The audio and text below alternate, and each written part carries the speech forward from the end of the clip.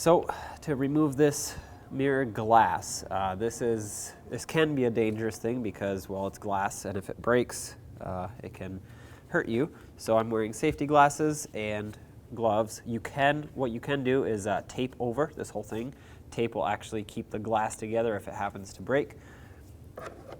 So do whatever you would like, but basically you just have to pry it and pop it off.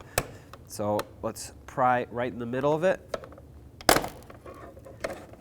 I'll show you once I have it off where exactly I'm prying.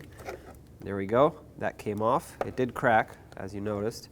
So right behind here, you'll have this plate. This is what moves. This is it's got the motor behind it, and I stuck my tool in here. These tabs here hook over this, and I was just prying them off little by little. Try not to bend the mirror too much, because obviously it can break and hurt you. So set this aside. Then you want to take your new mirror and line it up.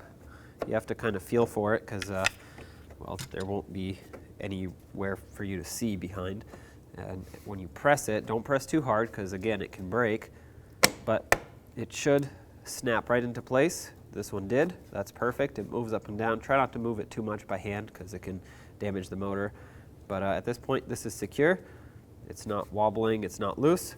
So let's clean up the fingerprints, and off you go. Reset the positioning of your mirror.